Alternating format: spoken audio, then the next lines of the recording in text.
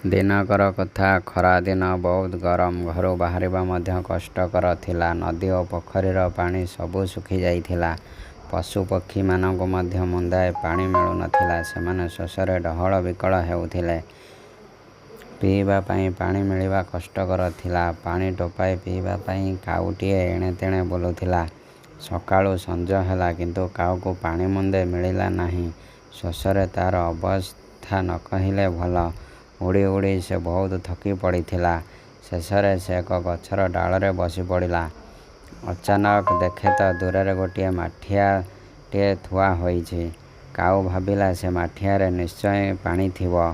ସେ ଉଡ଼ିଯାଇ ମାଠିଆ ଫାନ୍ଦରେ ବସି ଦେଖେ ତ ମାଠିଆରେ ଅଳ୍ପ ପାଣି ଅଛି। ତା'ର ଥଣ୍ଟ ବଢ଼ାଇଲା, ମାତ୍ର ପାଣି ପର୍ଯ୍ୟନ୍ତ ତା'ର ଥଣ୍ଟ ପହଞ୍ଚି ପାରିଲା ନାହିଁ। ସେ ଭାବିଲା, ଏବେ କ'ଣ କରିବ? ଅଳ୍ପ ଦୂରରେ କିଛି ଗୋଡ଼ି ପଡ଼ିଥିବାର ଦେଖିଲା। ତା' ମୁଣ୍ଡକୁ ବୁଦ୍ଧି ଜୁଟିଲା। ଥଣ୍ଟରେ ଗୋଟିଏ ଗୋଟିଏ ଗୋଡ଼ି ଆଣି ମାଠିଆ ଭିତରେ ପକାଇଲା। ପାଣି ଉପରକୁ ଉଠି ଆସିଲା। ଏଥର କାଉ ଥଣ୍ଟ ବଢ଼ାଇଲା। ତା'ର ଥଣ୍ଟ ପାଣିରେ ବୁଡ଼ିଲା। କାଉ ମନ ଖୁସିରେ ପେଟେ ପାଣି ପିଇଲା। ବୁଦ୍ଧି ଥିବାରୁ କାଉଟି ବଞ୍ଚିଗଲା।